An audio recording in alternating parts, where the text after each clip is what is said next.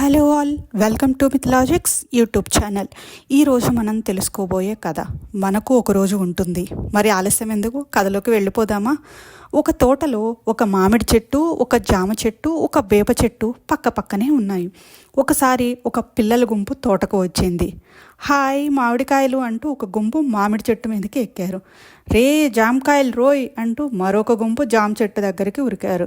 అది చూసి వేప చెట్టు, నేనంటే ఎవ్వరికీ నచ్చదు, అందుకే ఎవరు నా దగ్గరికి రారు అని మూతి ముడుచుకుంది. నీ ఆకులు చేదు, కాయలు చేదు, అందుకే నువ్వంటే ఎవరికి నచ్చదు అంది మామిడి చెట్టు. అలా ఏమి కాదు, జనాలకి దేని అవసరం పడితే దాని దగ్గరికి వెళతారు.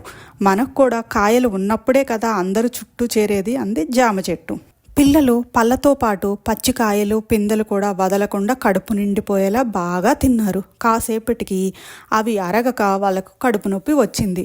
బాధతో అల్లాడిపోయారు. వెంటనే వాళ్ళ పెద్దవాళ్ళు వచ్చి వేప చెట్టు ఆకులు లేతవి తెంపి బాగా నూరి అందరికీ రసం తాపించారు. దాంతో వాళ్ళకి నెమ్మదిగా నొప్పి తగ్గింది. అది చూసి మామిడి చెట్టు, ఓ జామ చెట్టు, ఇంతకుముందు నువ్వు చెప్పింది నిజమే. అవసరం పడనంత వరకు ఎవరు మన దగ్గరికి రారు. అవసరం పడితే ఎక్కడున్నా వాళ్లే వెతుక్కుంటూ చేరుకుంటారు.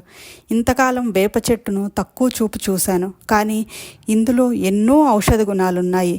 మనం కేవలం కడుపు నింపగలం, కానీ ఈ వేప చెట్టు తన ఔషధ గుణాలతో జీవితాన్నే నిలబెట్టగలదు అని మెచ్చుకుంది. ఆ మాటలకు మన వేప చెట్టు ఆనందంతో మెలికలో తిరిగిపోయింది. Hope you like this story. Thank you.